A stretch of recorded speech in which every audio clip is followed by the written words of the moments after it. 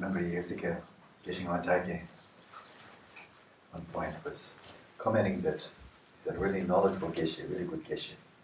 You take a single text and interpret it in 10 different ways.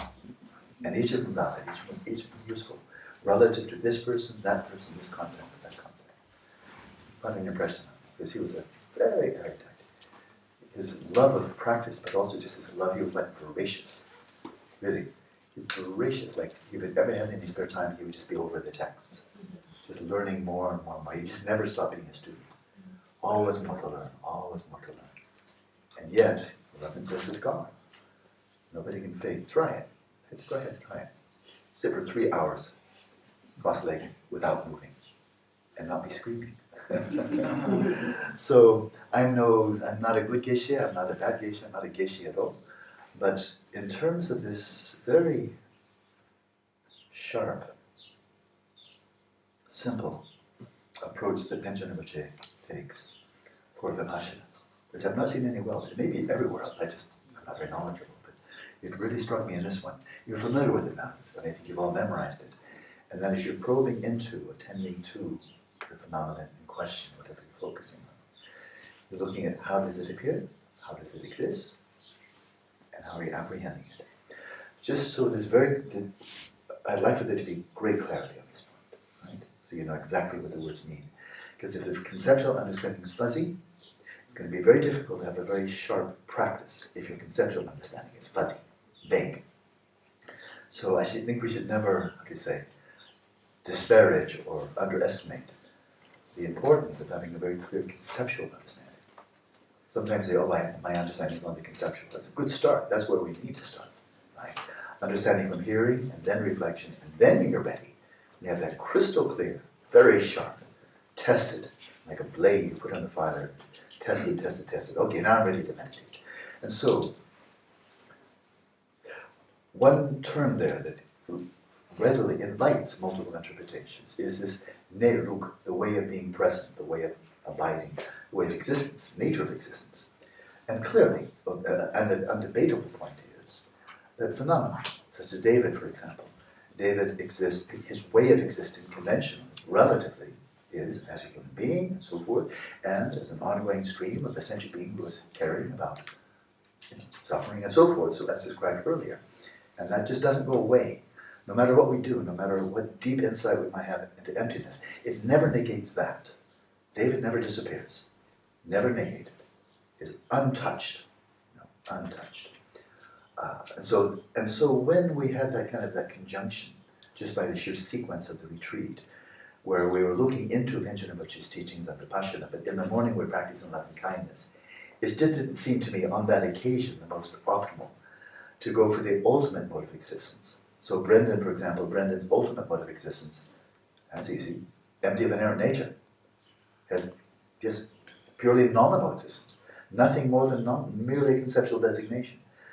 But if I'm leading you into a practice of the cultivation of loving kindness, and now I say, now here it is, focus on all sentient beings as conceptual designations, and wish them well. It might be a bit of a stretch, right? So better to focus on, well, how is Brendan? How is David? How are they present? And yes, we can say from this ultimate perspective, as a mere name, as a label, mere conceptual limitation. But it's also true. Is there an ongoing, let's just come back, is there an ongoing person throughout the course of the life, from lifetime to lifetime? And the answer is yes. Yeah. So, but now we're going deep into Vipassana territory. So last time, that is when I first introduced this triad from Panchen Rinpoche, then I highlighted this nature of existence, the way of being present, emphasized the relative nature of it, that although we appear in various ways, something angry, compassionate, generous, and stingy, myriad appearances, agreeable and disagreeable, underlying that. So I'm repeating myself a little bit. But I don't take any of that back. I think it's all true. But now we're going for the gold. It's Vipassana time. It's time to really try to penetrate into, by way of ontological probe, ontological analysis. What is the way the person, the individual, the entity, how does it actually exist? Right? And in this regard, I'd like to set up the next meditation briefly, kind of front-load it a bit. But I'm going to interpret it differently. So I can't do it in 10 different ways, but 2 different ways I think I can handle that. And that is when you see these 2 terms paired, Neluk, or Netsul and Namluk, the way of appearing and the way of existing. When you see that normally in Madhyamaka literature, it's very clear what it means. How it appears, that's conventional, relative. Right? How it exists, well, this is where the whole issue of the contrariness, the incompatibility, how appearances mislead. Right? Because as I gaze over Wendy, Wendy appears to be from her own side. She appears to be over there.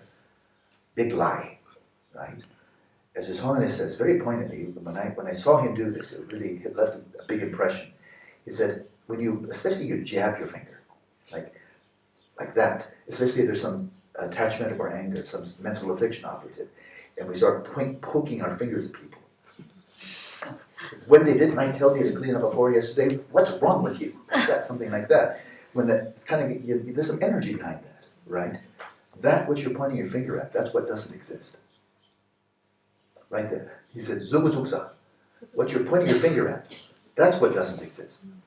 It's not that Wendy doesn't exist, but Wendy, there from her own side, self-supportive, autonomous, really over there, really objective. That's exactly what doesn't exist. But she certainly seems to. So when speaking of Nilu, it's that sheer absence of existing from her own side. That's the Nilu. That's the ultimate mode of existence. That's what this meditation is all about, to realize the emptiness of all phenomena. So now we go to the meditation. I'd like to just put a little bit of different twist on it. I suspect it's probably what Panchen had in mind when he paired these 2, way of appearing, way of existence, and again, it's almost always highlighted. Look, they're different. They're really, really different. And then how do we recognize the difference? Not simply believe it, not simply get the right answers at the end of the book. You know the right Madhyamaka answers. How can we, and without getting caught up in a lot of philosophizing, cogitating, reasoning, logical arguments, and so forth, all of which have their place. I'm not disparaging that at all, but he is giving us a more slender route here. Really slender, as in just like an arrow hitting a target. Boom, just like that. Very Mahamudra, very Dzogchen. And so, here's a method. I think is what he had in mind. First of all, attend to how phenomena appear. In the scene, let it be just the scene. So just try to get good signal-to-noise ratio. That is, when you're attending to appearances of the world around you, by way of the 5 physical sense doors, appearances arising in the mind, just try to get and this is where your shamatha can be enormously helpful. The more you have, the better it will be. Try to get a good, clear signal, really low noise.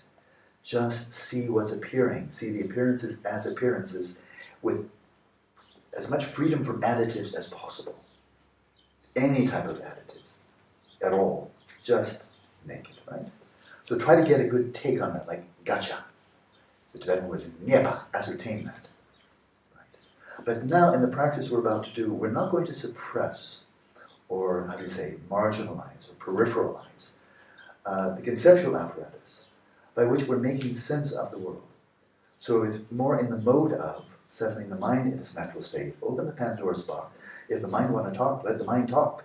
If it want to go blah, blah, blah, can let it go blah, blah, blah. Let it come out with a lot of nouns.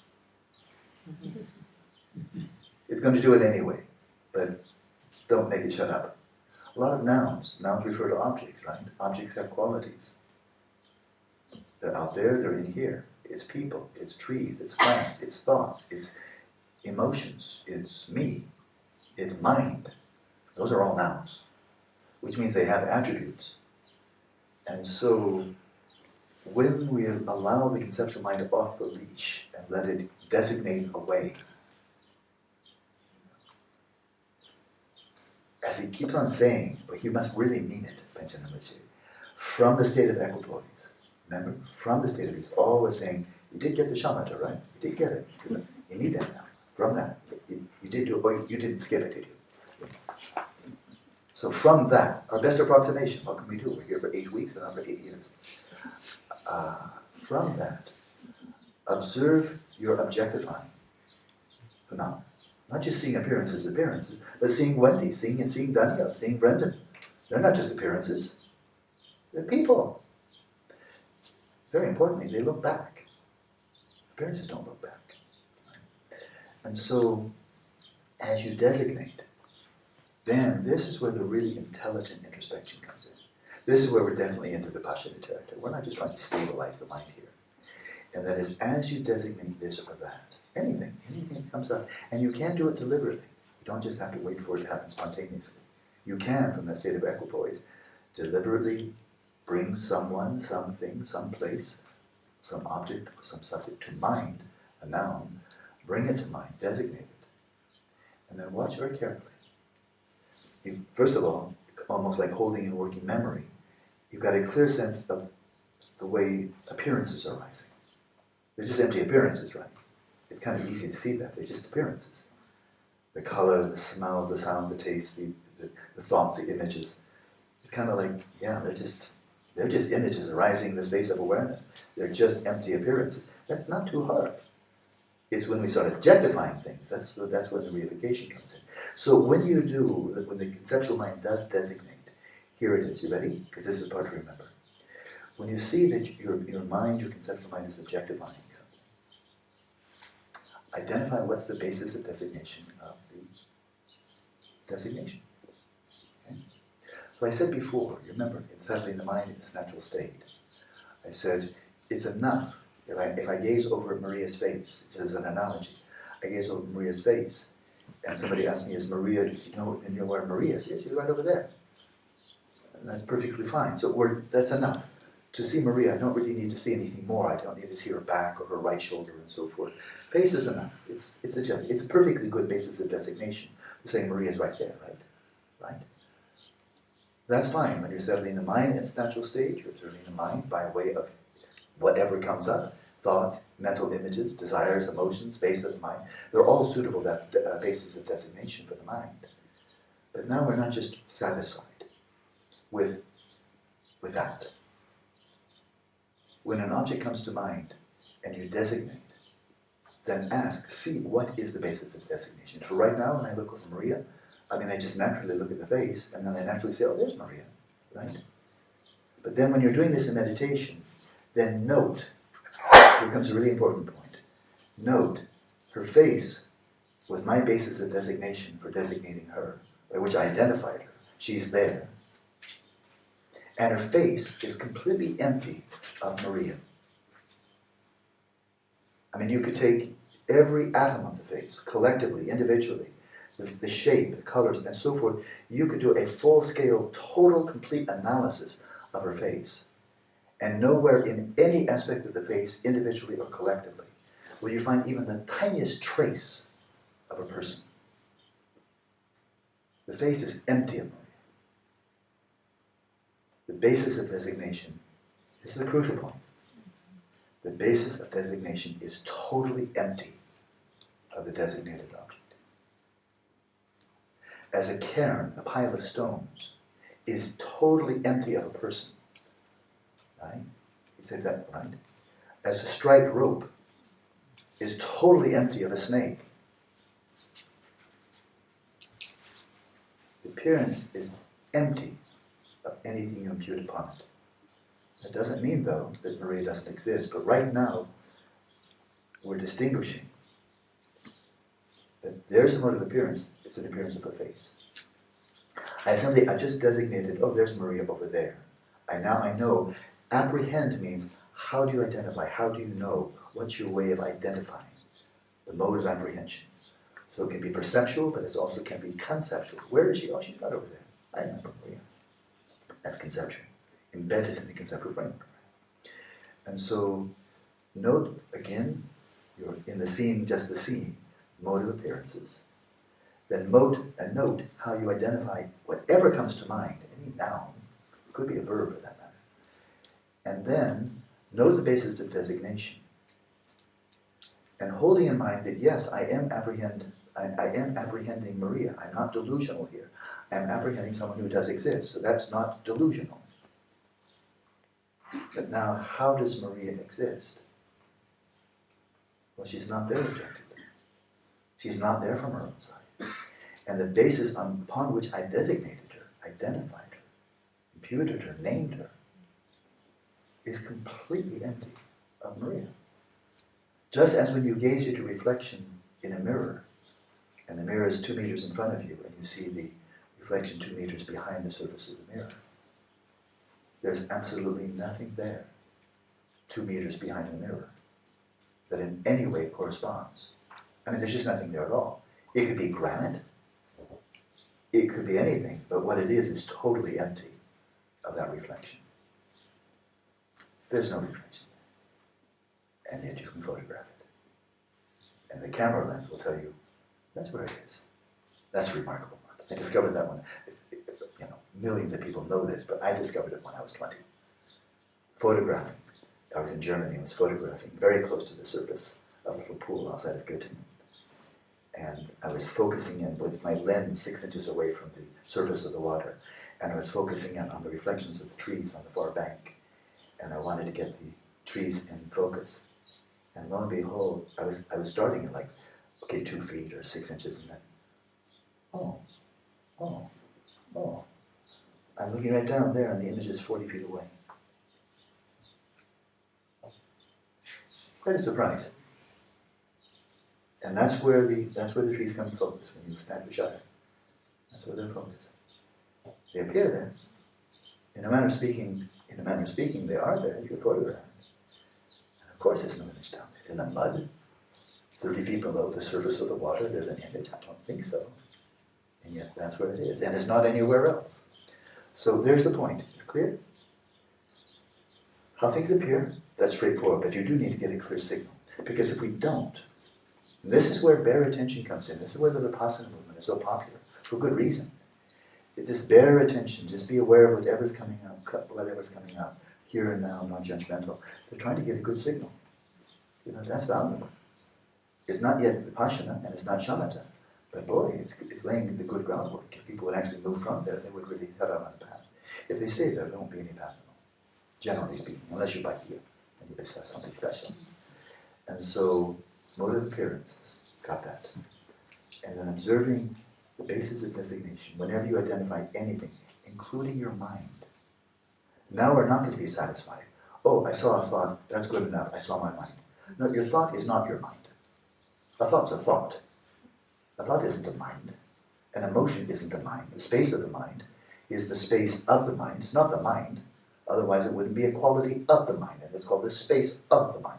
Therefore it's not the same. It's not the mind of the mind. It's the space of the mind. And you can continue going there. And every single time there's going to be a difference between the basis of designation and what you designate upon it. And the basis of designation is always empty of that which you designate upon it. And therefore, this immediately follows. Therefore, the designated object does not exist from its own side. If it is, you find it. If it is, you find a basis of designation which actually is identical to the designated object. Never the case. Because that's the hypothesis. So, I will guide this meditation, but now it's a very different take, right? And we're not going to be worrying, right now, but I don't want to dismiss all such beings. So don't worry, we'll get back to them tomorrow morning. And we have to be bold when we're looking for the middle way. Don't be afraid to bounce off of extremes. A number of you, when you met with me private, one-on-one, you said, oh, in your last meditation, it was like you were banging me against the wall, this way and this way, beating you up, bang, bang, this wall and that wall. Yeah, I'm good at that. I do my best. And why? Because you find the middle way only by banging out the extremes. I don't know anybody that says, oh, middle way, I'll just go there. And you see these two extremes stream right by you. Oh, thank goodness I'm not there. Again, they're always exceptional people. But the rest of us, we find the middle way by saying, that was substantialism. I won't call it eternalism. But when we're really feeling the heart open and the moisture of loving kindness, of affection really is flowing, will there be a bit of reification of the people we're attending to? Probably so. Yeah. Don't worry too much. That's a time if you slip over into a bit of substantialism. Okay. Cost-benefit analysis. On the other hand, when you're really going for Vipashyana, and he's saying, yeah, there's a limb, but she's not there. She's not really there from her own side at all. She's empty appearances, the matrix of empty appearances. then limb starts to slip away a little bit. Or maybe I start slipping away, getting a bit afraid, like if he doesn't exist, probably I don't exist either. Grab my coffee. If you get a little bit afraid when you do this practice, good. Some of you told me I got a little bit afraid. I smile. Good. If you're not at all afraid, you're either doing really, really well, or you're not. Get a little bit afraid. Okay. All clear. Tutto, how do you say? Tutto chiaro? Tutto chiaro. Molto bene. Good. Find a comfortable position. I'll beat up your mind, but at least your body should be comfortable.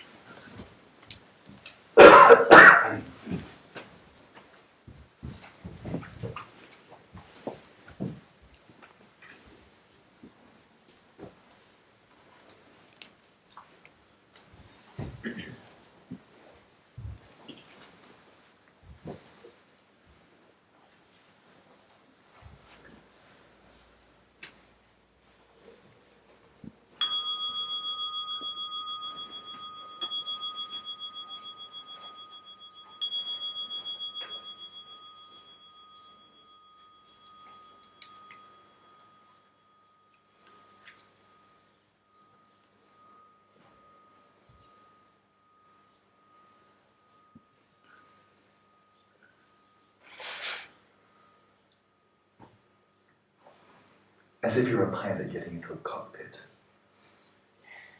and checking the whole control panel. See that everything is in working order, everything's smooth. Then you take off. Similarly, before you launch into the wilderness of Vipashyana, see that your body, speech, and mind are settled in a state of dynamic equipoise, settled in a natural state.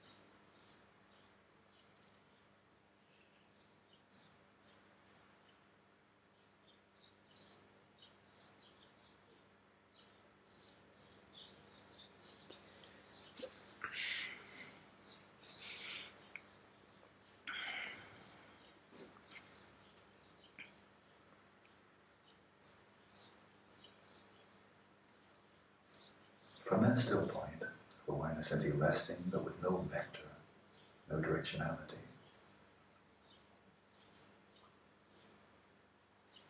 From that stillness, that sense of ease, freedom from grasping.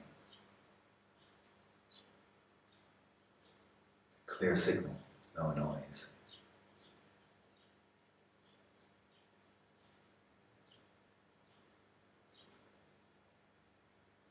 Let your eyes be open.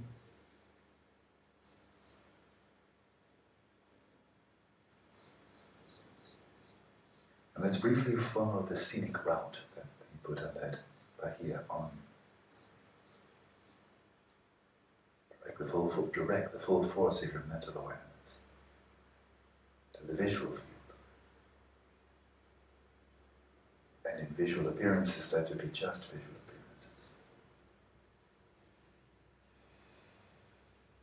See how they appear.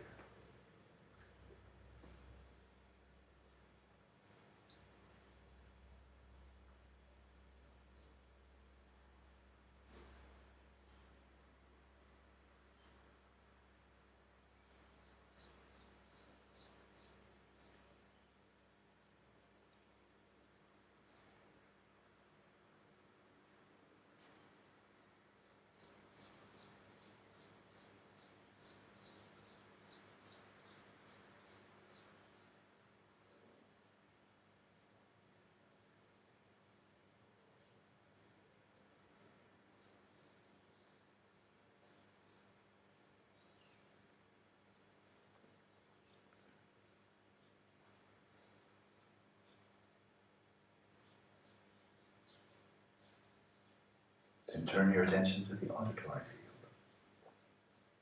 In the herd, let it be just the herd.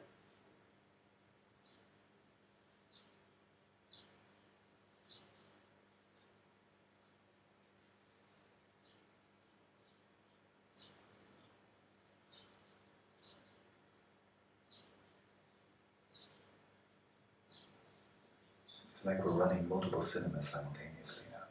The eyes still open, the visual show is still presenting itself from moment to moment. Now the auditory show chimes in. We now have a duet.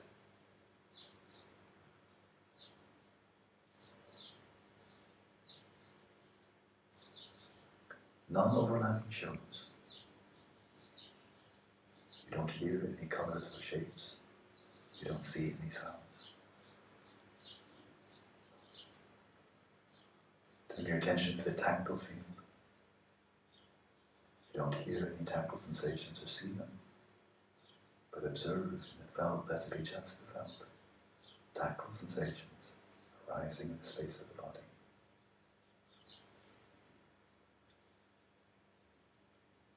As ownerless as our colors and shapes and sounds. Mere appearances having no owner.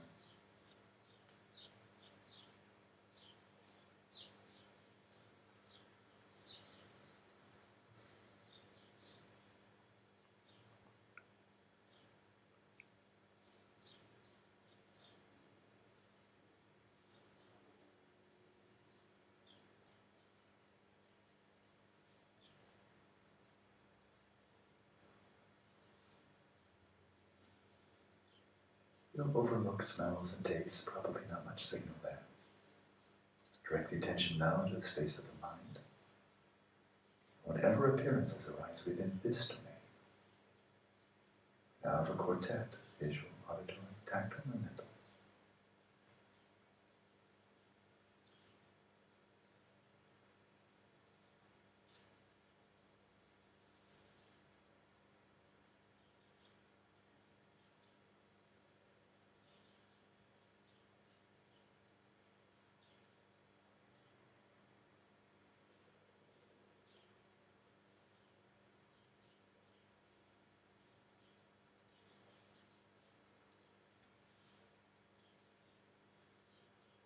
You recall when we first entered into the practice of settling the mind in its natural state. I said an entry into the practice was to deliberately generate a discursive thought, a mental image, or possibly a desire or an emotion. Doing it very deliberately. And then once it's been generated, observe it closely until it fades away.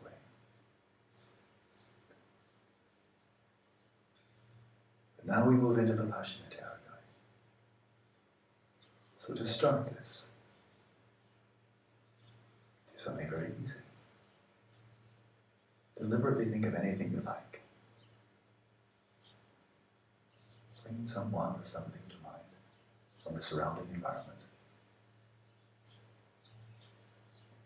Identify it.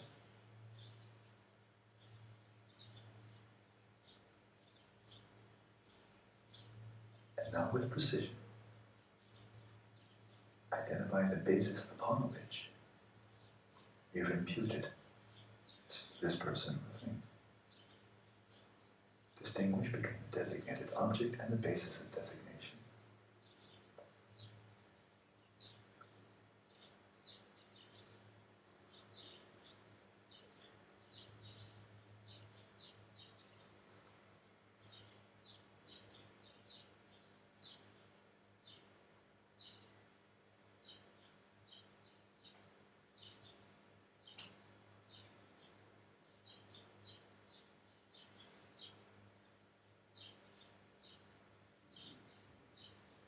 See for yourself.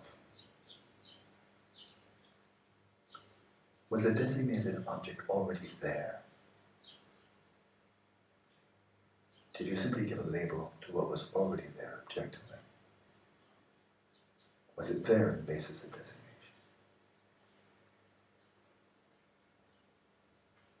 Was that identical to the basis of designation? You must examine for yourself and come to certainty.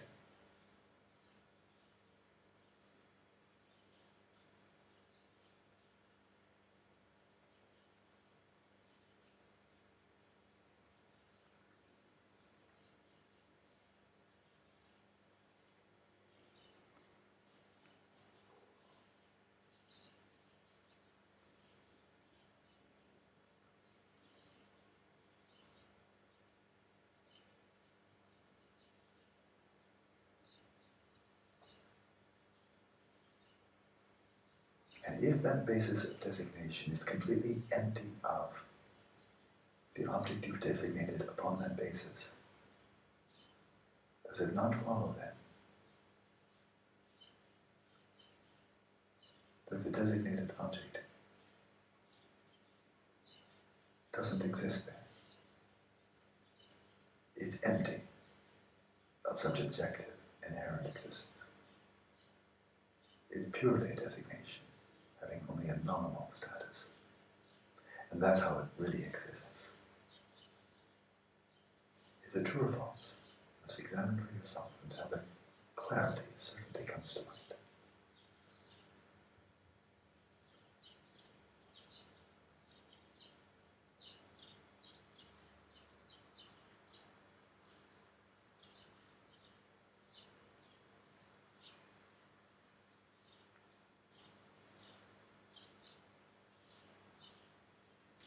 You can continue in the practice now, not only in this domain of the mind, but with your eyes still wide open, your ears open, tactile sensations clearly appearing.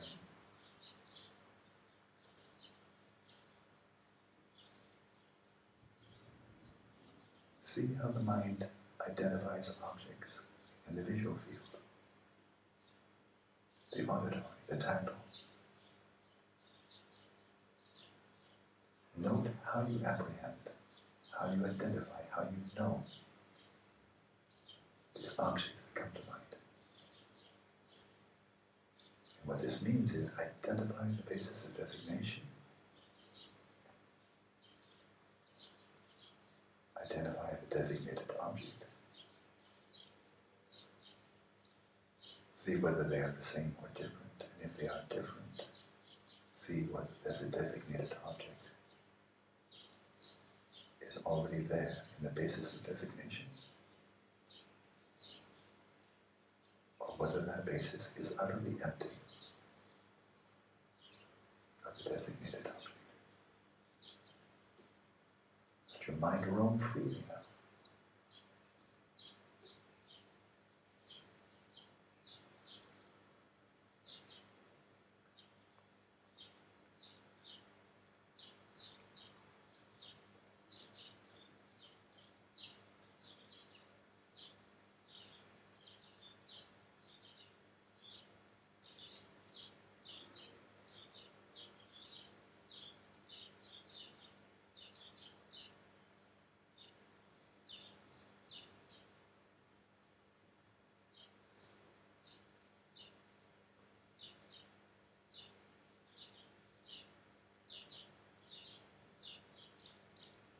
The mind is very liberal, very generous in its designations.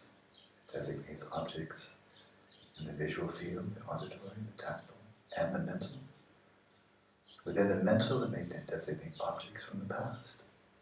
We may remember events or people, places, things from the past. Examine the basis of designation and so on. You may imagine events, people, situations in the future. Designation has occurred.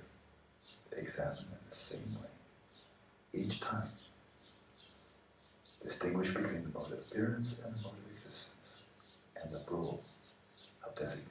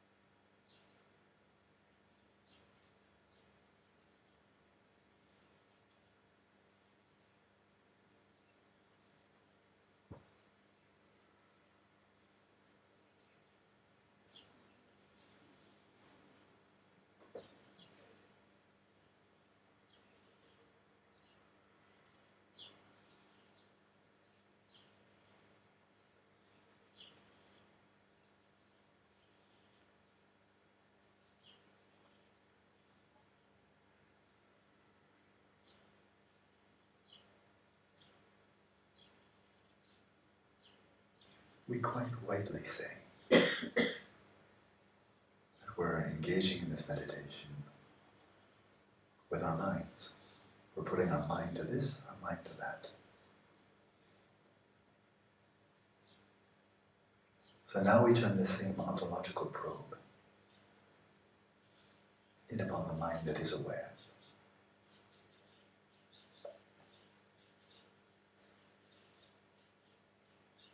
You must have some sense, my mind, or the mind, when this noun comes to mind.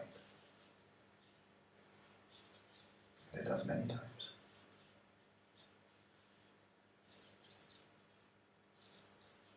What's the basis of designation of mind? The designated object, of course, is mind. What's the basis of designation? And is it identical to mind as you understand the term? Examine closely.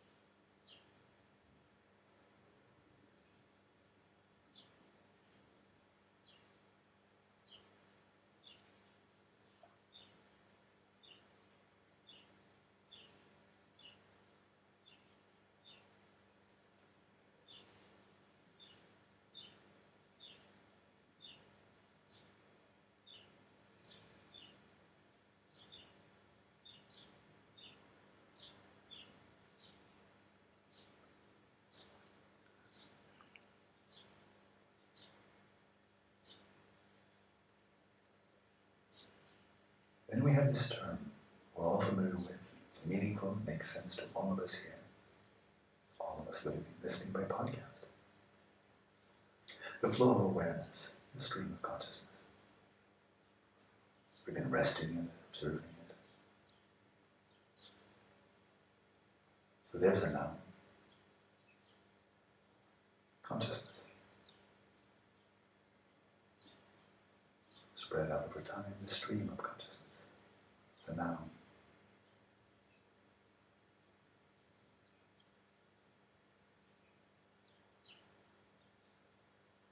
What's the basis of designation?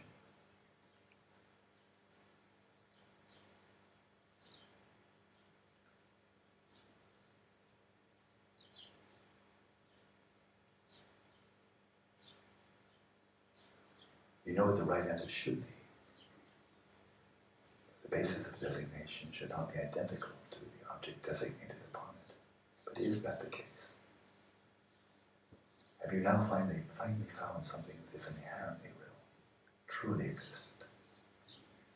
Consciousness existing by its own inherent nature, independently of any concept of designation.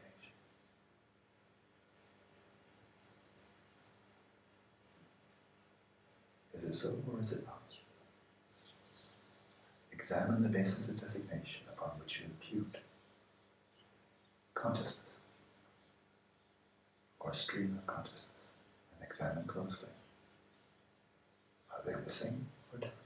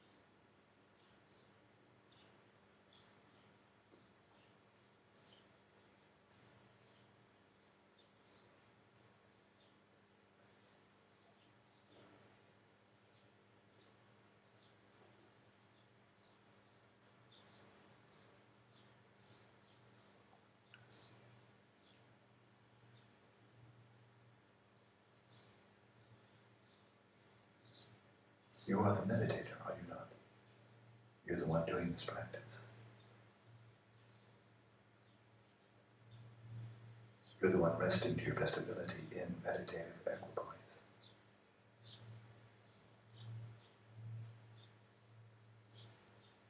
When you identify yourself as such, what's the basis of designation?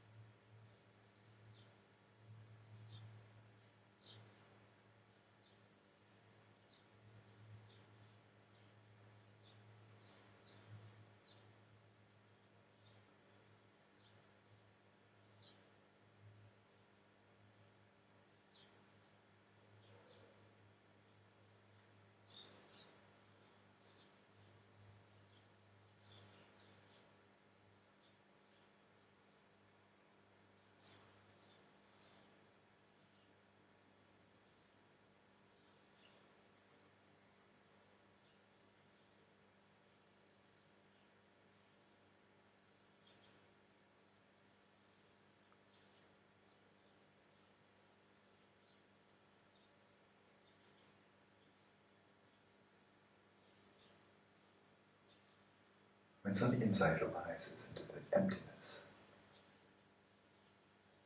of inherent nature of the designated objects, rest, sustain that flow of awareness, that cognizance, that realization. Dwell in it, let it seep in.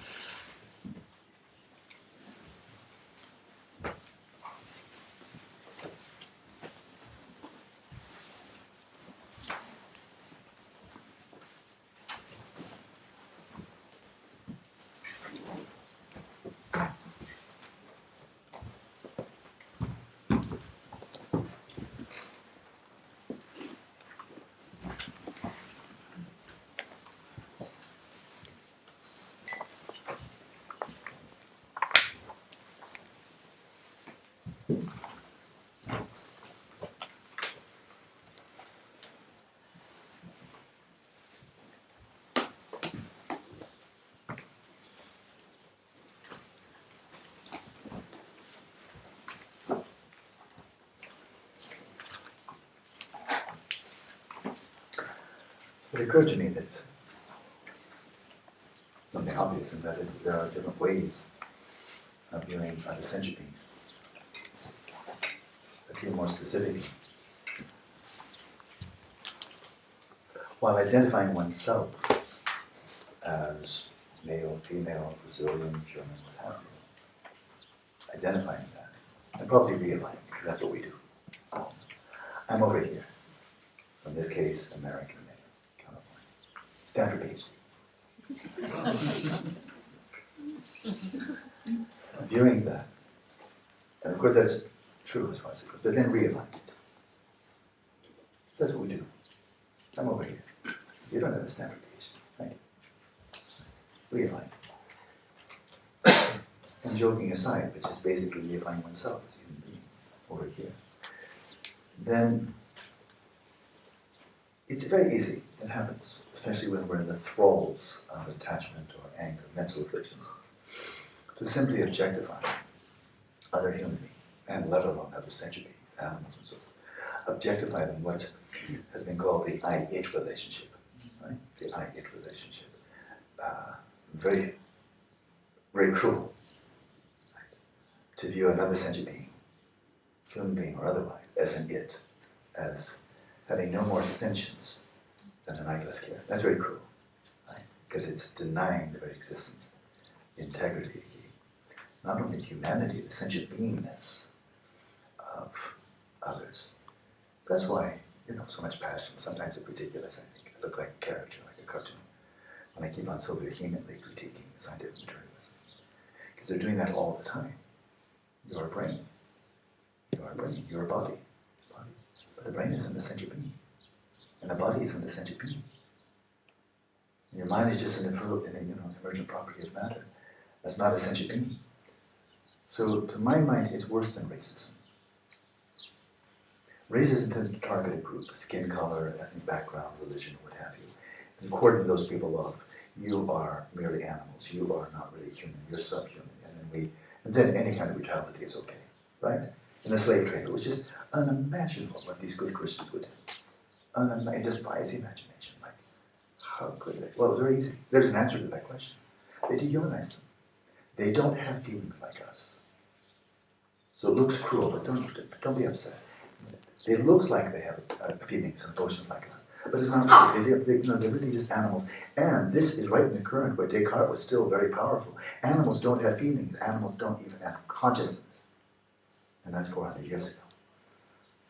But when we look at the savagery throughout human history, when any group does that towards another, I may as well start at home. The European Americans, how we treated the Native Americans.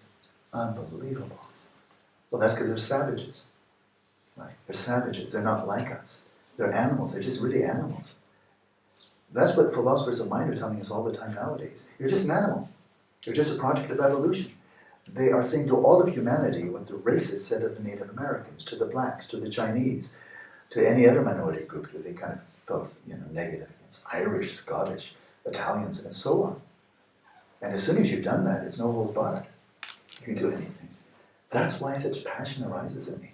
Because this is so incredibly dangerous. To view all human beings, and of course all other sentient beings, as mere appearances, I-it relationship. Making that a profession, and suggesting there's scientific credibility behind that. Oh, that gets me excited.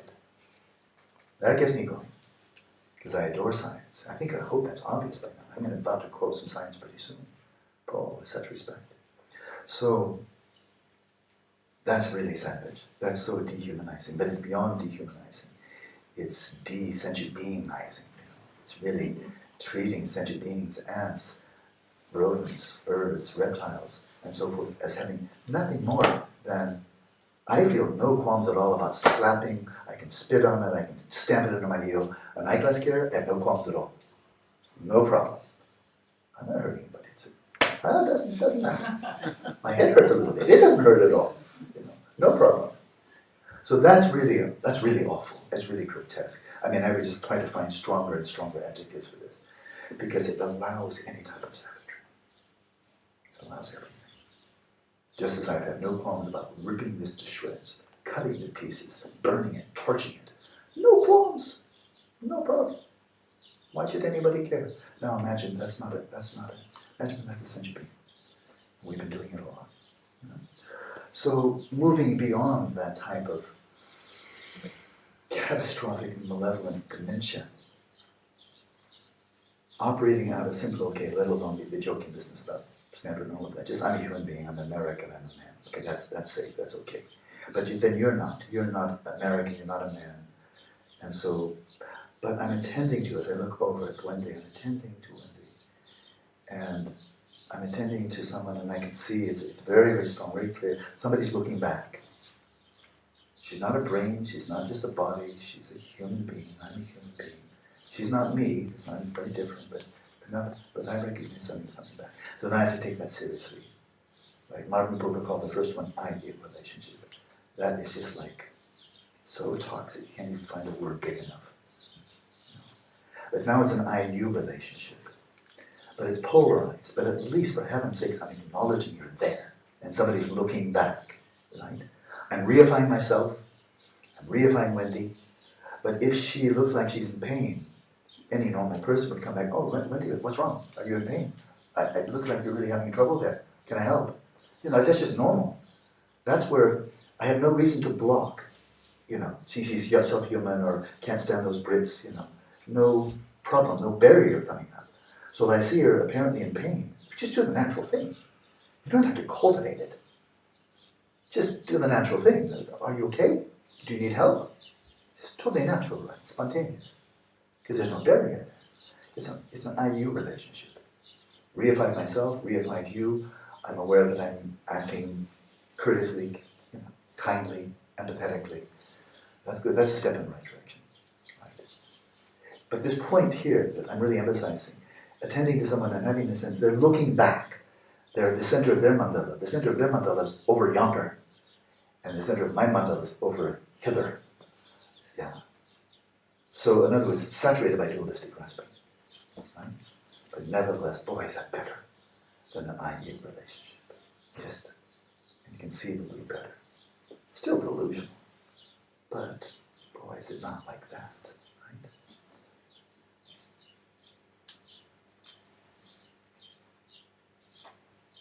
Going deeper and viewing from subtle mind, so that's the coarse mind, right? Male, American, all the attitudes you want to add. Go deeper down the subtle mind.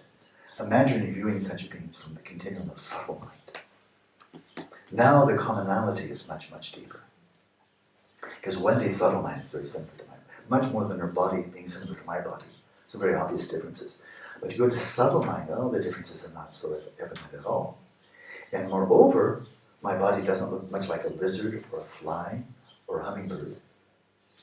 But then the subtle continuum of consciousness of a fly, you know, hummingbird and so forth, oh, very similar, very similar. So but still over there, right, still over there. But now that common ground, that sense of empathy, St. Francis having that he's such an open heart for animals, so famous for that. Shantideva the same. Shantideva, you probably know the story, when he was meditating in his cave. This was after he left Nalanda. He flew away, levitated away. And then he appeared someplace. He just living anonymously as a yogi at the cave. And the villagers, they didn't know who he was. He was an anonymous guy, you know, some shaman, whatever, one of those guys. But animals kept on coming into his cave. Remember the story? And the villagers started getting really suspicious. Oh, that yogi, pseudo-yogi.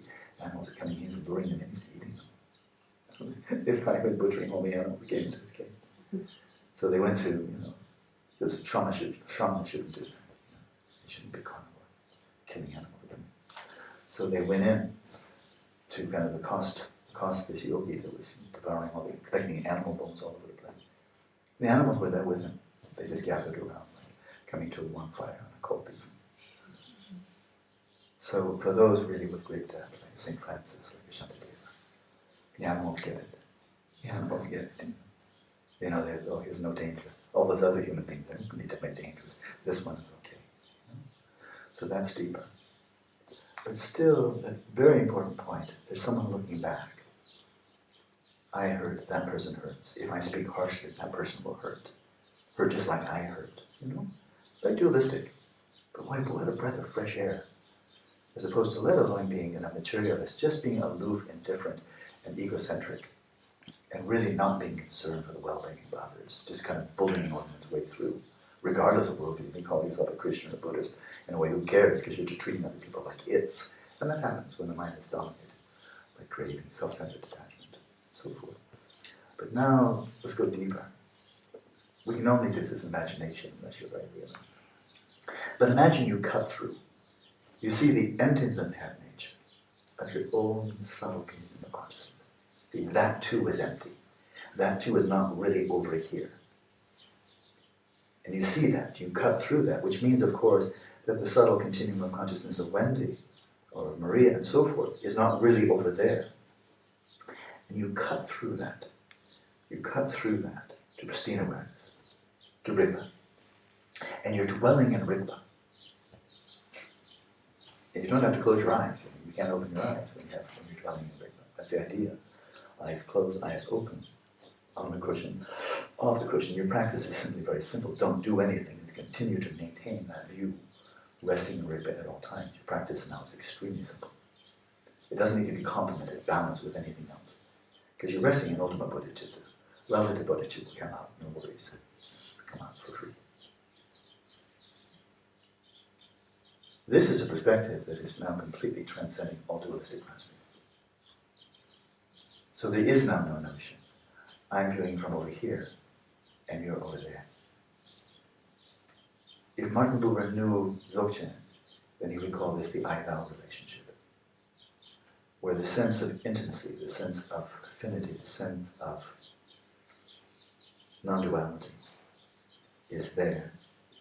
That there's simply a field awareness that is not polarized into you and me, subject and object, and so forth. It's a non-local awareness. Because Rigpa isn't located inside my head, or where I am over here. Therefore, if I attend to you, if I look over at Gache, I'm not attending to her Rigpa over there. Because her Rigpa has no center. My Rigpa has no center. They're non-dual. So this one's unimaginable. But then you transcend the very notion that person is looking at me from over there. Because there's no over here. If there's no left, there's no right. If there's no up, there's no down. And if there's no over here, there's no over there either. That would be good. Okay. I thought that might be useful. He came up. Can I say? Came up. So, I want to go back very briefly to something he alluded to very briefly. In the text, back to the text. Where he said something very briefly and moved right on. And that is, he said the individual elements are not real because they are composites. He's talking about everything from elementary particles right up to the universe, galaxies, galactic clusters, and so forth. Everything, from the most minute to the largest. Because those individual elements, the 6 elements, that was to be intended to be all-inclusive. The galaxies are composed of the 4 elements within space. We're aware of them with consciousness. Elementary particles consist of, to varying degrees, 4 elements. Some of them may be kind of like extreme elements, like I don't know how much moisture there is in an electron. But in any case, they have material attributes. And so, when he says they're not real, they're composites. And we looked at that briefly, but I wanted to return briefly. And that is, a cell phone is obviously a composite. So obviously. Got earth elements, not much water right now. Good. But there's some degree of fire element, otherwise it would be absolute 0 Kelvin. And it has, I mean, it's on, it's turned on, so there's has to be some activity there, there would be air on it. So, but most importantly, it's a composite. It's got a face, it's got the inside, and so forth and so on. So it has a basis of designation. You can find it yourself.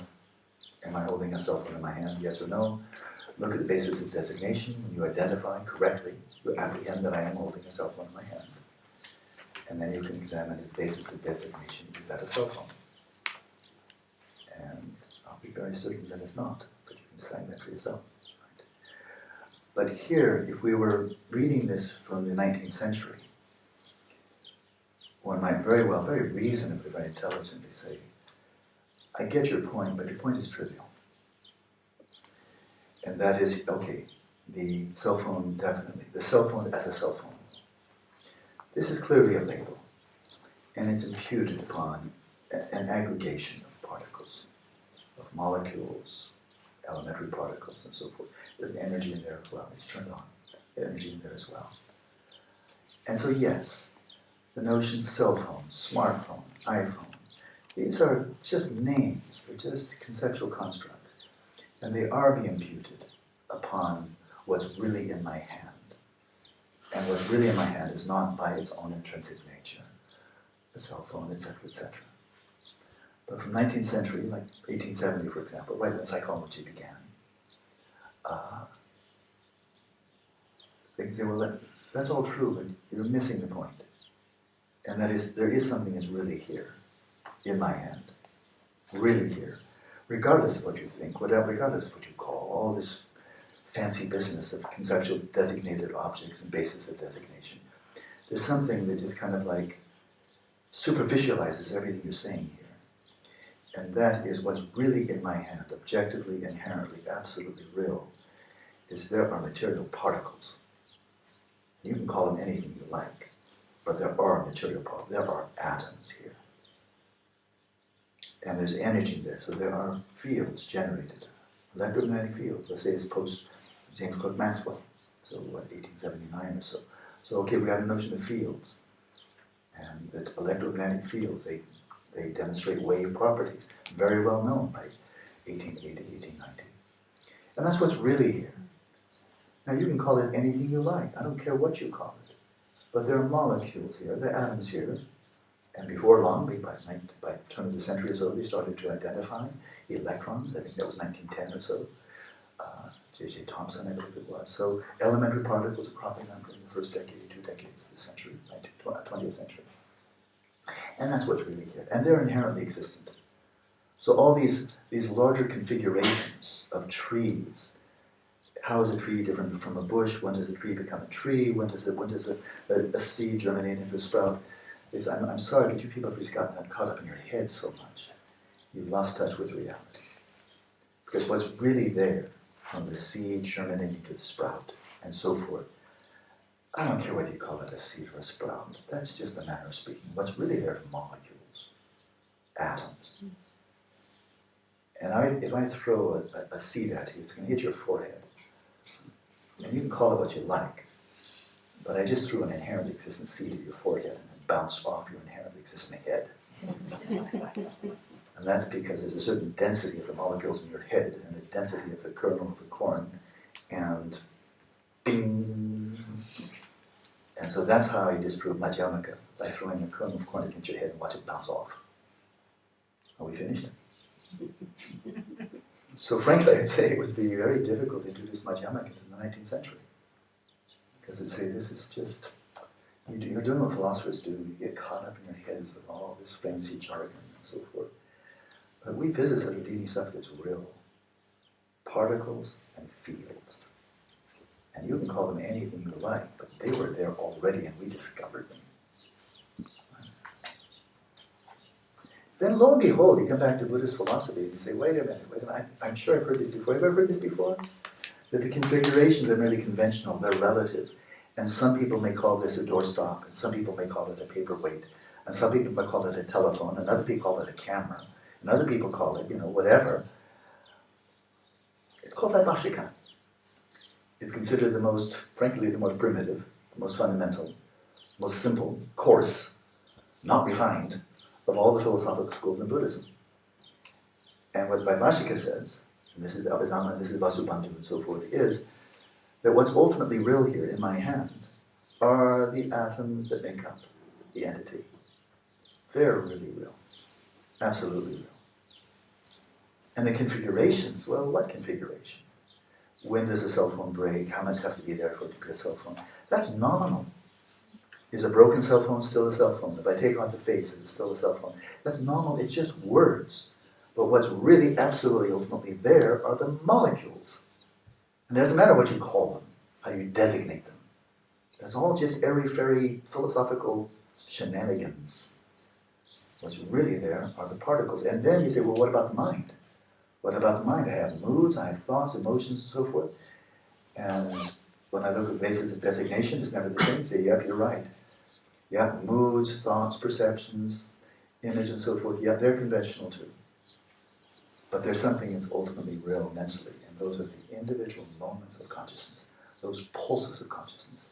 Primitive, raw, inherently existent, pulse, pulse, pulse, pulse. Before they get into configurations I call, I'm feeling drowsy, I'm feeling upset, I'm feeling ambivalent. Those are configurations. Call them whatever you like. Those are configurations. They're not ultimately real. They're configurations, but we're being an ontological reductionist here. As a Vipashyana, which has always been looking, Buddhism is always looking equally. Like acknowledging there's material phenomena and mental phenomena, and there are things that are neither mental nor familiar, nor neither mental nor physical. This has been an old hat. So we have to get out of the rut in modern neuroscience and philosophy of mind and thinking you're either a monist, everything goes down to matter, or you're a dualist, as if those are the only two options. Like, get an imagination. It's a severe symptom of imagination deficit disorder, which Buddhism had never suffered from at all. There's always been multiplicative, always pluralistic, and it's open-ended. So we don't have to be Descartesian, and we don't have to be, devotees of Thomas Huxley either, as a materialistic monist. So there it is. So Vipashyana, chew on that one.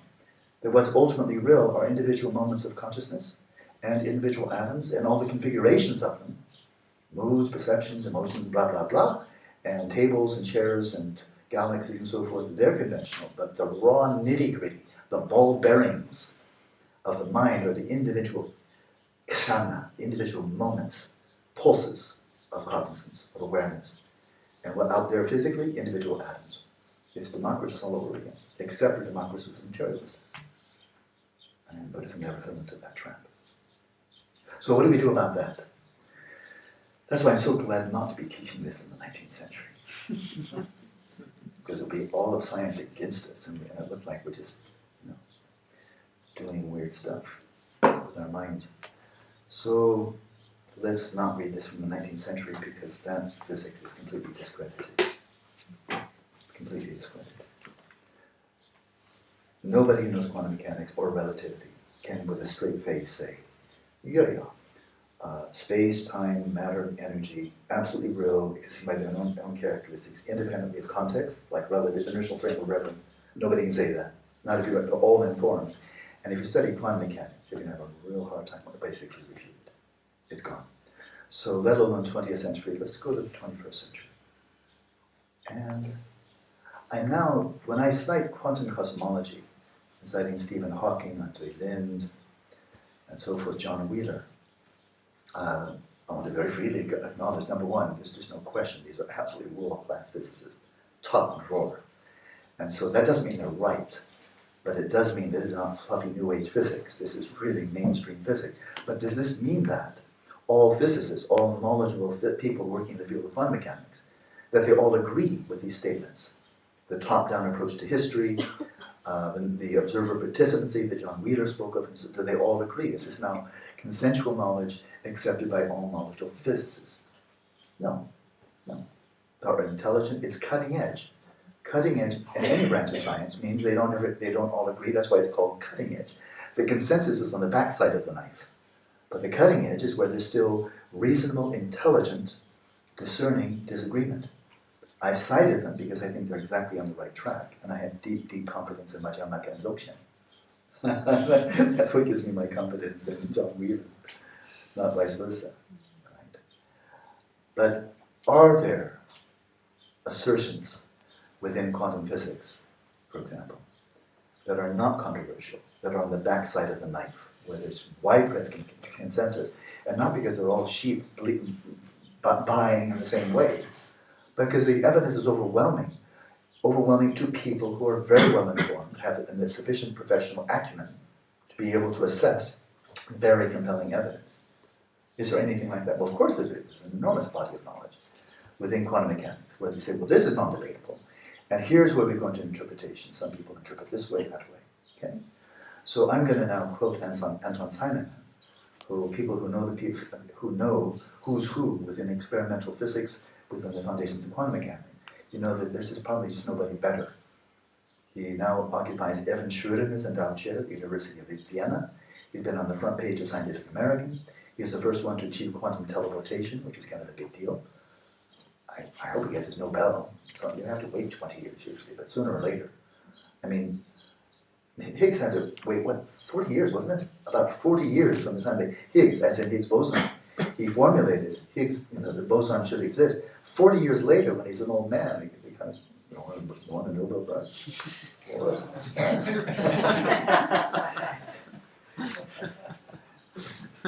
And so Andrew Wiles, who solved Fermat's last theorem, they gave him the Abel Prize, which is the Nobel Prize of mathematics. Gave him 20 years after he did it. It was 1995, and then they gave it to him a few months ago. Like 20 years. He got old during that time. And we say, speed it up a little bit. If it's good, why not just say, give him a handshake and a prize, within a year anyway. Okay. Anton Simon is top drawer. Brilliant. He's also, I know him, he's a lovely man. He's so open-minded. He's a delightful scientist. And so, this was from the conference, the conversation that took place between Anton Simon and a number of other outstanding physicists in 1997. And it was written up by my mentor, Arthur Science, who taught me physics at Amherst, in a book called The New Physics and Cosmology, Dialogues with the Dalai Lama. And Anton Simon was a very, very enthusiastic participant in these conversations. And I quoted him verbatim. Okay? So you know there's no interpretation from me. And I would say with a great deal of confidence, I can always be wrong, of course, that what I'm about to quote from him verbatim is widely accepted. Okay? And it's in sharp contradiction. Completely annihilates the 19th century notion of individual little bitty granules of hardcore matter that exist objectively, non-locally, but that is locally and objectively real prior to an independent of measurement. Here's what he says, and then we'll go right back to the text. So he says, and I quote, "You can have different concepts like particle and wave, which for us exclude each other." Which is to say, if something's a particle, it's not a wave. You look at all the attributes of particles, look at the attributes of waves. It's about as different as planet Earth as we see it from the multiple photos from outer space and Mount Meru and the 4 continents. One entity cannot be Mount Meru and the 4 continents with all the concentric oceans and the planet Earth that we're all familiar with and by and large assumed to be inherently real. One entity can't be both. I heard one time a geshe trying to map the 4 continents onto Africa and North America and so forth to try to... And I was translating for him, and it was actually the most embarrassing moment I've ever had as a translator. Because he's trying to do this, and I was just... it was as much as I could do not to burst into hilarious laughter. It was so completely not possible. And yet this is a fine geshe, and I'm a student and so forth. And he saw me going, as his interpreter, which is not polite. And he kept on cranking away, here's the Western continent, here's Africa, and so forth. After this gone on for a while, he said, he turned to me and said, "Oh, never mind." He never brought it up again. So no, don't try to find Mount Meru on the North Pole, or find the Western continent in Europe because they have a lot of cows. It's not a good match. Or go to North America. We all know North Americans have no sense of ego, right? Americans especially. The math just doesn't work at all. Any more than you can somehow massage a particle into having the attributes of a wave. Or you can kind of collapse a wave and squeeze it down and crunch it and break all the bones and make it into a little particle. Can't do it. They're completely different. It's a tomato and a giraffe. Mount Meru and planet Earth. It is not going to work. Right? That's what he says. I said it more emphatically. Which for us exclude each other. One thing cannot objectively really be a particle and a wave, and that is widely accepted, and kind of for obvious reasons. We don't know how to make sense of them together. Why does Bohr, this is Niels Bohr, one of the great architects of quantum mechanics, Why does Bohr say these two exclusive ideas are complementary? Why does he say that? And then he answers, because the apparatus that you use to see the wave is different from the apparatus you use to see the path of the particle. And the two apparatuses are complementary. Because neither one, it's not like one's right and one's wrong. They're both right, but not in the same way. Back to him. The important point, which is new in modern physics, that's 20th century physics. Goodbye 19th century physics. The important point, which is new in modern physics, is that the observer, the experimentalist, decides by choosing the apparatus which of the two features, particle or wave, is reality, which exists. The observer has a very strong influence on nature, which goes beyond anything in classical physics. There's no observer in 19th century physics. They're dealing with a make-believe universe in which observers don't exist. Consciousness doesn't exist. Mind doesn't exist. It's all objective. It's all exterior. And there is no interior. The taboo of subjectivity. And that's the world, by and large, where neuroscientists are still living. And that's why they so casually say, oh, but mind is the brain. Mind's just a function of the brain. If you're living in the 19th century, what else would you say? Because there's no interior. There's no mind anywhere to be found. The scientific study of the mind hadn't begun. And they felt they were pretty much complete. Lord Kelvin, we pretty much got a complete picture of the universe now, with no reference to the mind at all. The mind is so irrelevant, so insignificant, we cannot talk about it, and we won't have missed anything important. And check out your cosmology textbooks to this day. I challenge you, from the Big Bang to the present, and show me the reference to consciousness and how it emerged. Good luck with that. Maybe things have changed in the last 30 years since I studied cosmology. I doubt it. So that statement, what do you say, Felipe? His statement is not representative? That's not controversial. I don't know anybody who knows quantum mechanics. Say, oh, no. No, that's just solid. This is consensual knowledge. And I knew that. I've referred to this before, but of course I listened. I was translating for it when he said it. Here's the one that sometimes I forget about. We shouldn't forget it. Because we think of light. Light, is it a wave? Is it a particle? Is it an electromagnetic field, or is it a photon? Right? What we forget is the next statement. From, again, direct quote from Edmund Simon. If you could use the right apparatus, then you would see wave-particle effects for everything.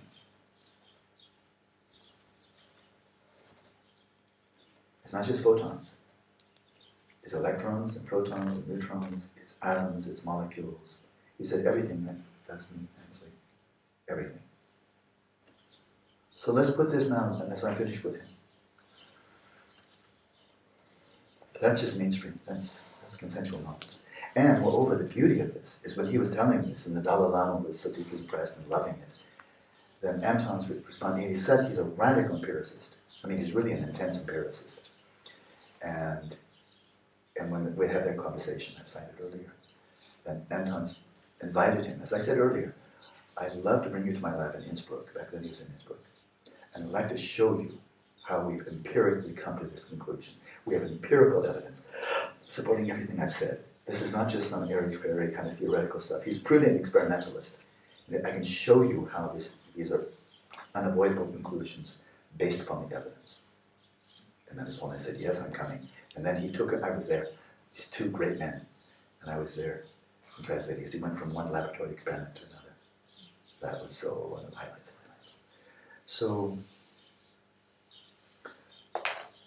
now let's apply Majjhima to this, and it's really easy to do.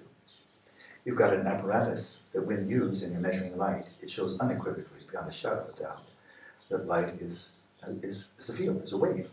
It shows wave interference patterns. I mean, it's got absolutely telltale signs that it cannot not be a wave.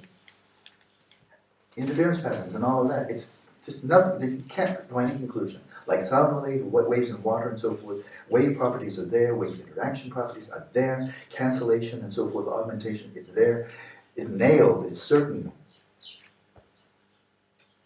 But of course, are you seeing the wave? When you use your apparatus, are you seeing the wave? Light, are you seeing light waves? No. you're seeing appearances, which is the basis of designation for imputing weight. The appearance is the data you have. Is that a wave? Is that a light wave? No way. Are you correctly designating on that basis light as a wave? Yeah. Doesn't get any better. It's like looking at Mary Kay and saying, there she is. Yeah, that's Mary Kay. We're finished. We're done. There's nothing more to be said. Was the basis of designation Mary Kay? Never. But is that as good as it gets? Do I need to say something more? No, that's quite sufficient. You've identified Mary Kay. She is that person there. Right? So the basis of designation is not the same as the designated object. The basis of designation is empty of light waves. And if it is, show me the light wave that exists independently of the basis of designation. Try that one out. Here's one wall, here's another wall, you can bang your head as much as you like. You're not going to find the light wave within the basis of the designation, you're not going to find it outside of the basis of the designation. And that's because it's not there. Objectively independent of the conceptual designation, it's not there. Not in the appearances, not in the data, and not independently of the data. It's not there. Light is empty of being a wave. It's designated as such based upon the type of appearance that arise when you use one kind of apparatus. And then, thank you for the apparition, and then you have another apparatus, and now you see unequivocally that light, it consists of photons which are like little bullets, like little BBs, little packets of something, and they hit, and they make an impact just like little bullets of energy, a little packet of energy, right? And it's perfectly clear. Is the appearance, are you actually seeing little bundles of energy? Nobody's ever seen a photon. No. Can't even imagine what they wouldn't look like anything. They're transparent, they don't have color, they don't have shape. So what it would even mean to see a photon.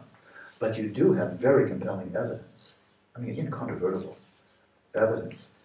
Using this apparatus, light does consist of these little packets called photons, quanta of light. There's no question. Anybody who's well informed, you just can't throw that one away. It's the same thing. The basis of designation is empty of photons. You don't find photons in them, you don't find photons independent of them. Photons exist as a conceptual designation using this apparatus. And light is a wave using this apparatus. And both of them are equally empty.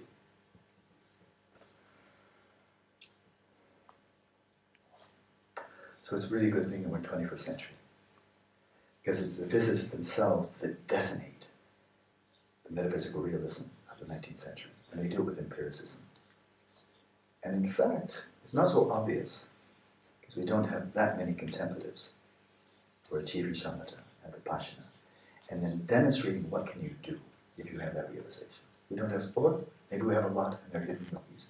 Not for me to say, I don't know. But there's a few yogis here and there who conjure up with their minds a leopard or a deer. One Lama that I met from Oregon, Nyingma Lama. He really felt, he's been teaching in the West for quite some years. He has a nice center up there, a lot of students. And he's from Tibet. He left Tibet only fairly recently. And he decided, he thought, I'm going to paraphrase what he said, we Buddhists look a little bit wimpy, and we have all the big talk, but we don't have many people who demonstrate siddhis. The physicists, they can demonstrate their siddhis unbelievably. Mary Kay just sent me a video of a guy, an engineer, who's creating avatars with virtual reality. He's having a conversation with somebody who appears there. And his body is elsewhere, and the ground on which he's appearing is Mars. And they're having a conversation going back and forth. And of course he's completely empty of apparent nature. So they're showing their siddhis. And that's very cool. It makes me really believe, whoa, they really must know something about light, about holographic images. Well, they know a lot, because they're showing it. I mean, I have this little, my wish-fulfilling gem here. You give me clairvoyance, clairaudience, knowing the other's minds, and so forth. I can even tell you, would like to know where my wife is? We're pals. I can tell you where she is, right down to 100 meters. By just going to the friends, right? Friends. I have that app. I can keep an eye on her. She's a mischievous girl. Where were you last night? Oh, I'll get you home. Find friends, find your spouse. So I know where my wife is. I can find out. I mean, that is to say, basis of designation of my wife is her cell phone.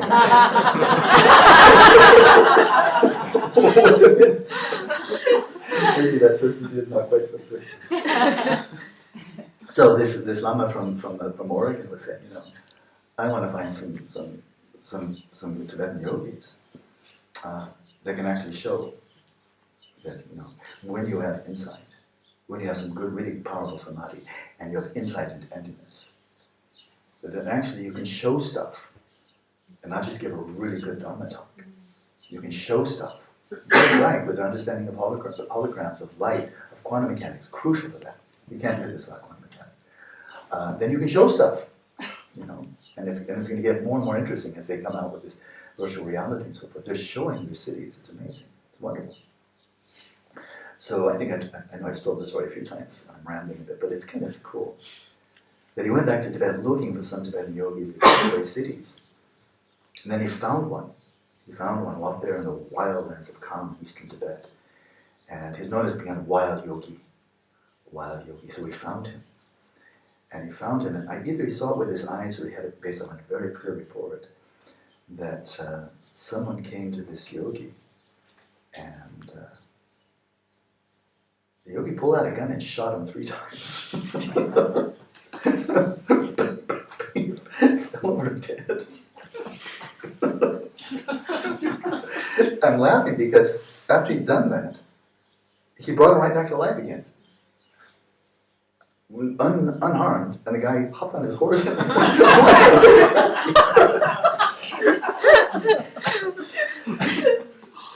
And this Lama from Oregon said, he really has cities, but I'm afraid of him.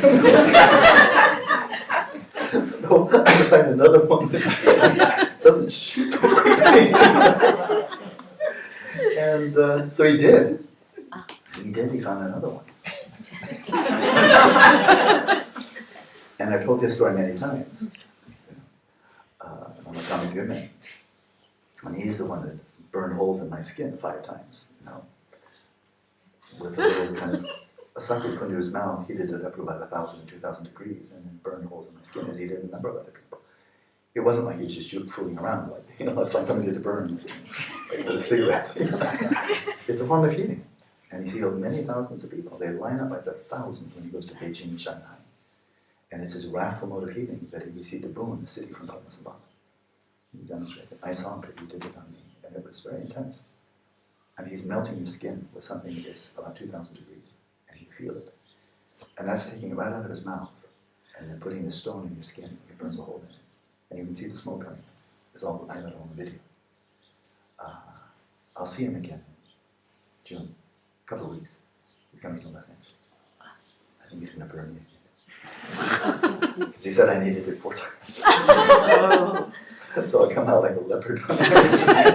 Look at my spots. So that's just flat out impossible. Because I saw him do it. And he invited, the Lama from Oregon invited scientists, would you like to see? There's no wires, there's no trickery here. You see. Is he actually putting a stone into his mouth, going into samadhi, and then bringing it out, and it's 2,000 degrees and burns holes in people's skin? You see for yourself. No scientist would avail. Okay. If you've achieved Shamatha and then Vipashyana, then you can do stuff. Not because you've drawn some really cool conclusions, but actually it's not the same as, but it's comparable to being lucid in a dream. In a dream, what can't you do? Want to walk through a wall? Walk through a wall. Want to fly? Fly. Want to breathe underwater? Breathe underwater. Want to walk on water? Walk on water. And you don't need to use those nimittas, those signs from the form realm, because they're all empty. So there is some technology that goes with it. Okay, now let's finally get back. Oh my goodness.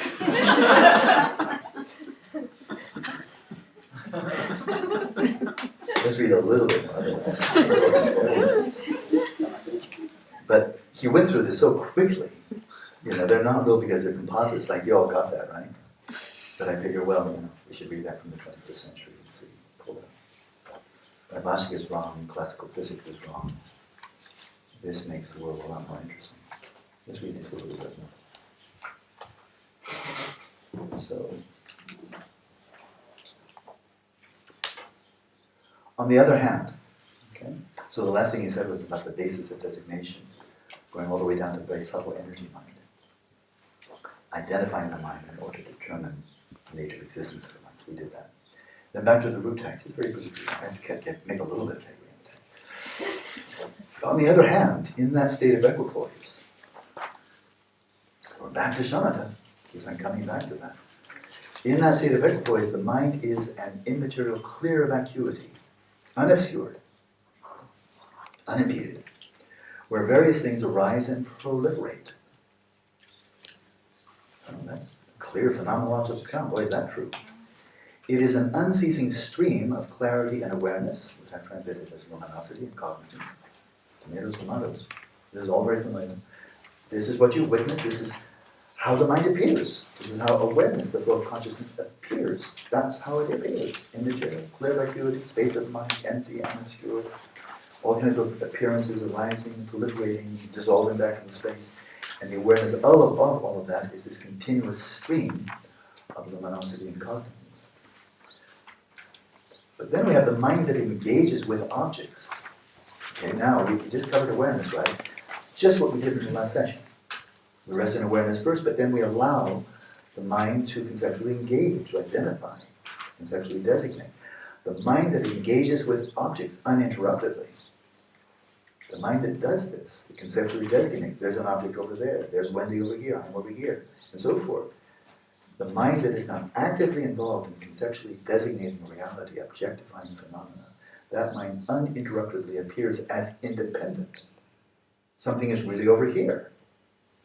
And the referent objects we apprehend are, as stated by the Guardian Shantideva, so-called continua and collections, like rosaries, armies, and the like, are deceptive, which is to say misleading. Their way of appearance misleads you, is contrary to the way they actually exist. The referent objects, these are the objects of the mind, right? The mind that apprehends them on the one hand, as something that appears, seems to be really over here on the subjective side, and the referent objects, the object you're attending to, that we apprehend, they are continual, they're collections like rosary, armies, and the like. They're deceptive and misleading. That said, informed by scripture and reasoning, subtle and meditative equipoise in the state where things do not exist the way they appear. Boy, he's very concise. We're going to pause there, and I'll end with, because that's really loaded, and I'm going to linger just a little bit more. This whole theme of continua. When we look inwards, and I ask this difficult question, so don't feel frustrated. I don't know what to talk about, how to do that. When you direct your awareness inwards, right upon the mind, and you ask, as this mind that appears to be independent, really in here, what's the basis of designation? That's hard enough. What's harder, then, in my experience, is to get let alone the mind, just awareness, the flow of consciousness. Right? Isn't that inherently real? Isn't that prior to and independent of any conceptual designation? Which would make you a Chittamatri.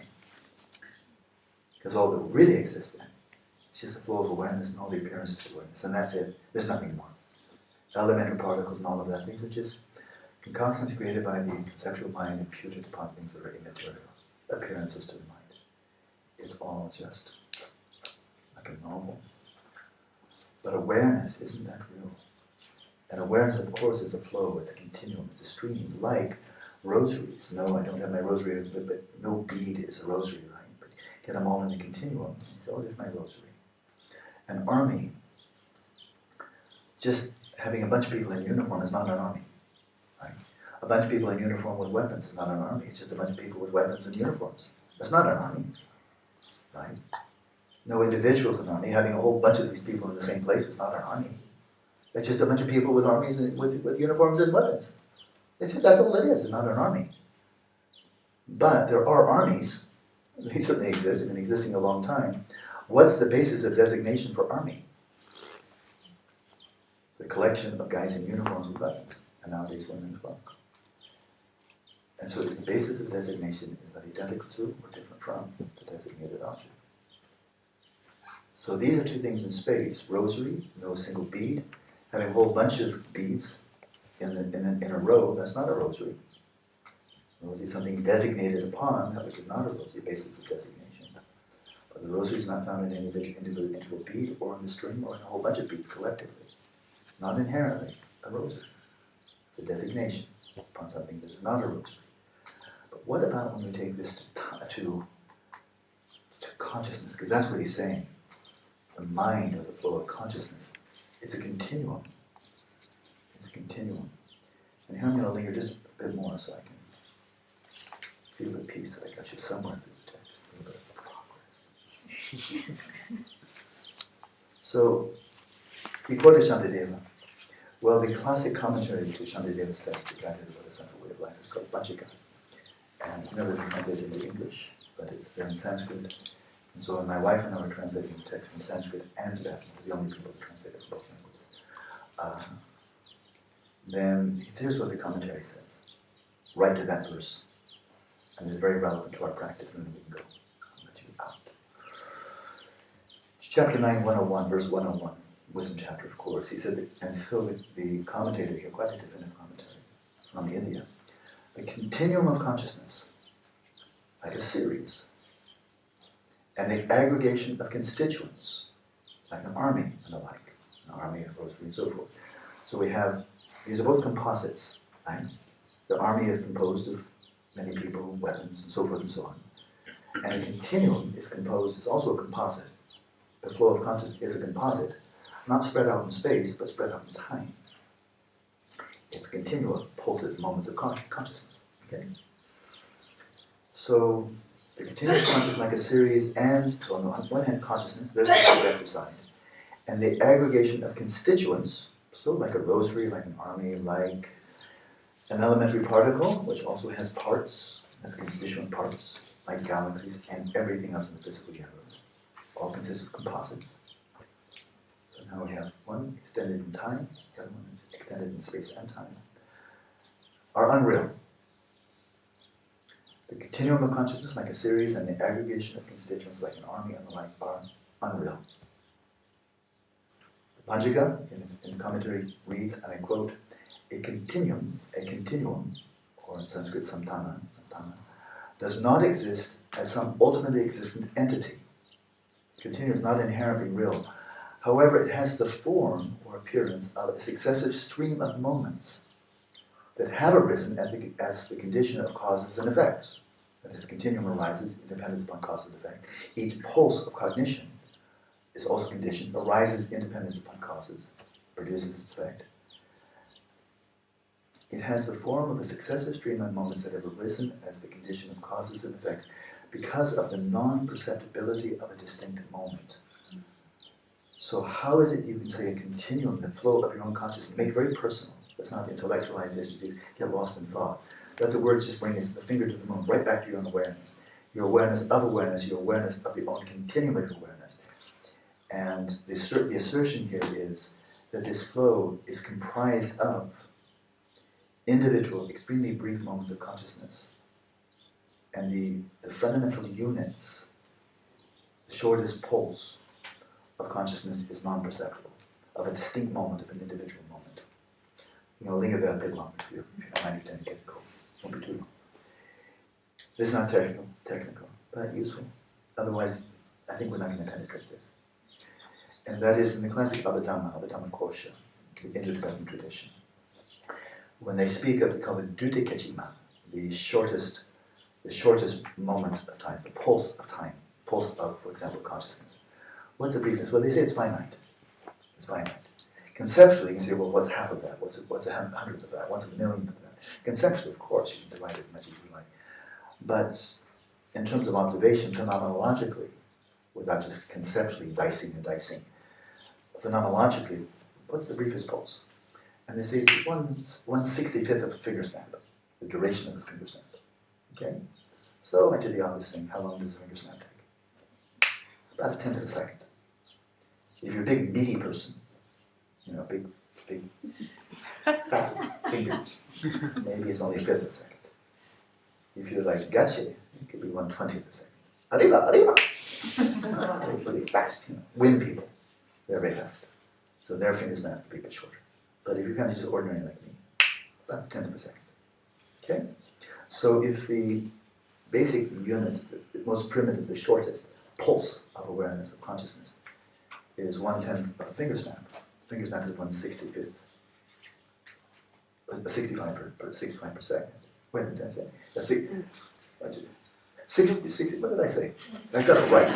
Okay. Oh yeah, 65 pulses in a finger snap. And a finger snap is 1/10 of a second. This means 1/650th. Roughly about 2 milliseconds. Roughly about 2 milliseconds. Would be the basic unit. Okay. Well, I work with Paul Ekman and so forth. I know a number of people who know a lot more than I do. And I actually participated in a very brief study.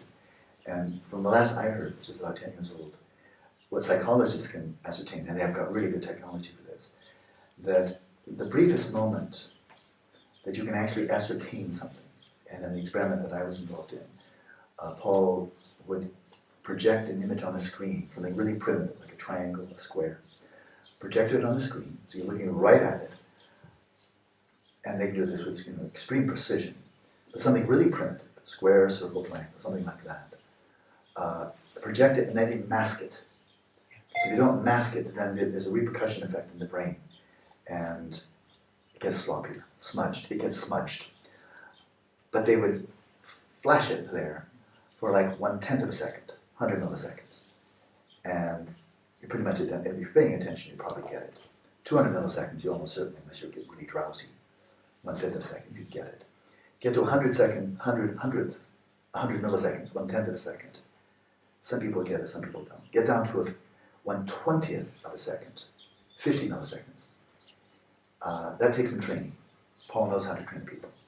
When he's doing facial recognition and being able to identify extremely fleeting, very, very brief facial expressions that come and go really, really quickly. He can train people so that you can identify a square, a triangle, a masked image that comes on for 1/20th of a second and get it right. From the research that I was aware of 10 years ago, that's pretty much the limit. If it goes down to 20 milliseconds, 10 milliseconds, 5 milliseconds, 3 milliseconds, you can be looking right at it, with great interest and focus, and you won't see it. It's just too short. Have you heard anything different since then? You know anything? Okay.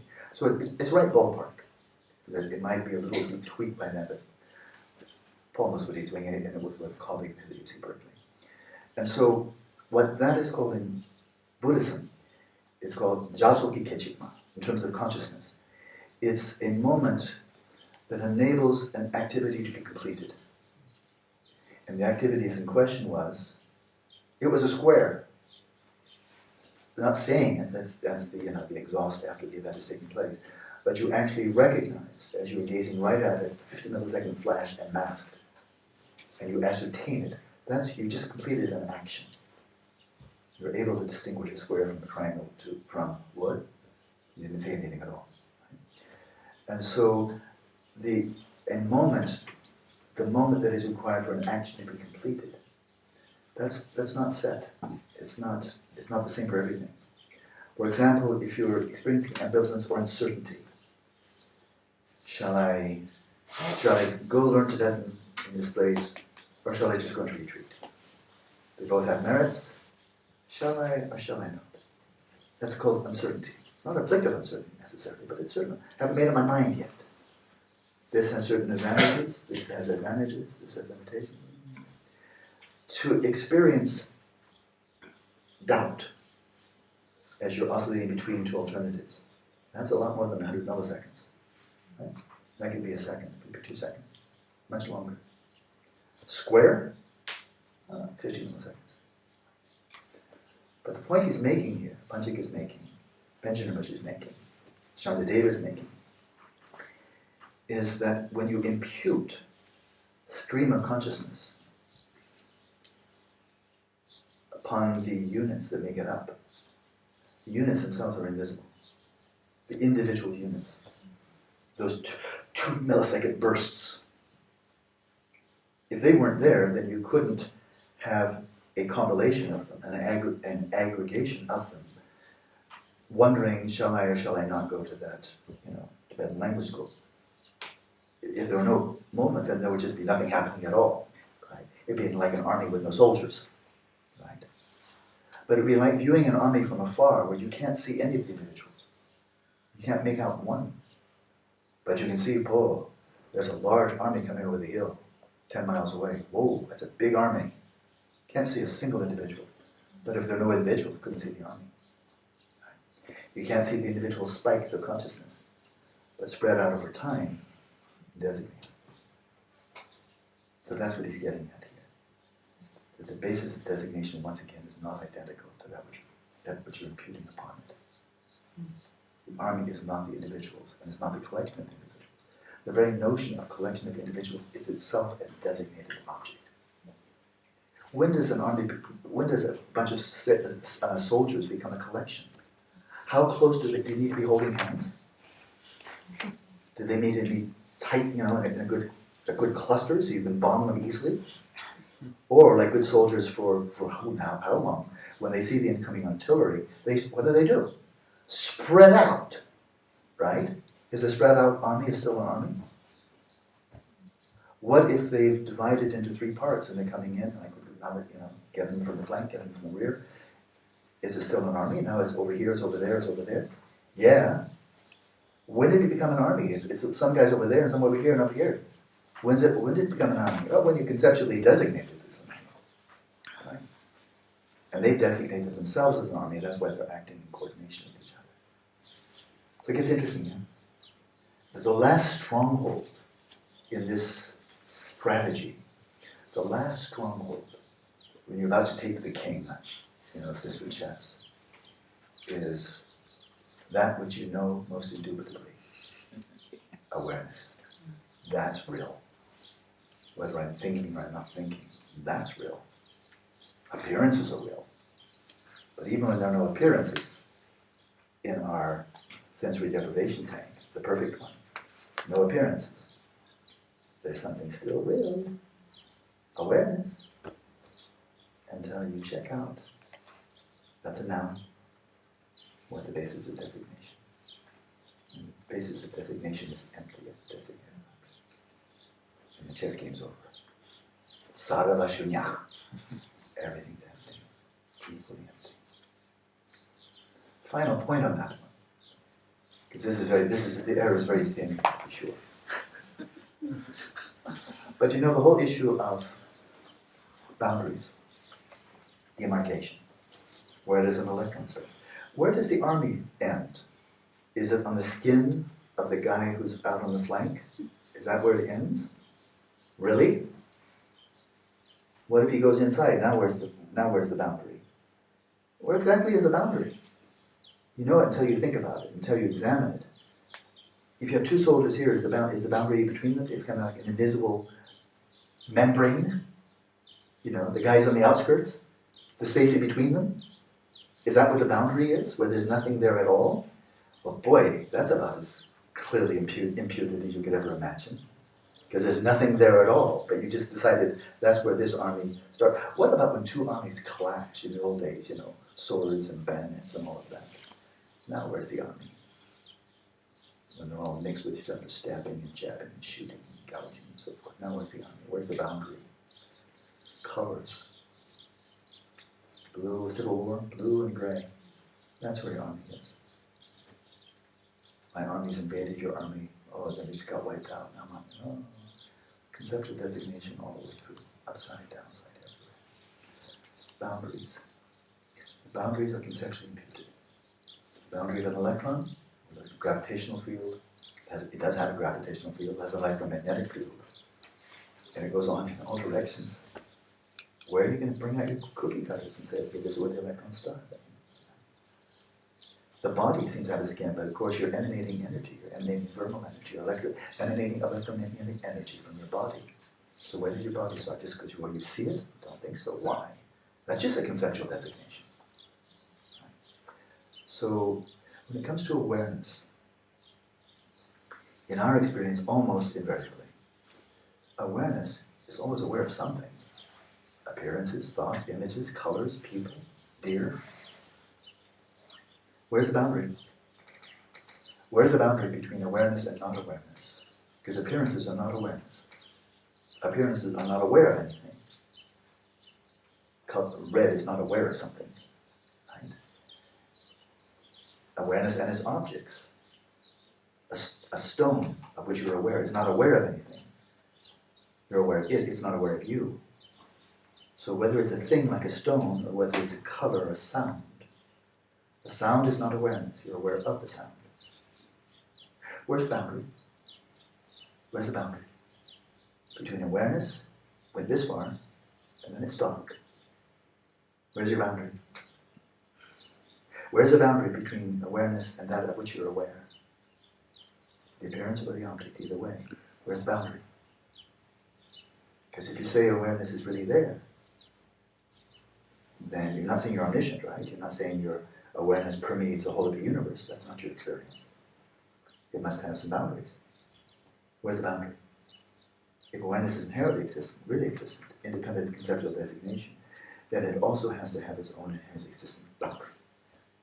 The demarcation point between awareness and not awareness. Awareness and appearances to awareness. Where's the boundary? Oh yeah. So, now your dinner's all cold. Because I'm not inherently so. If there's any consolation, that's really fun. But that was fun. That'll be good.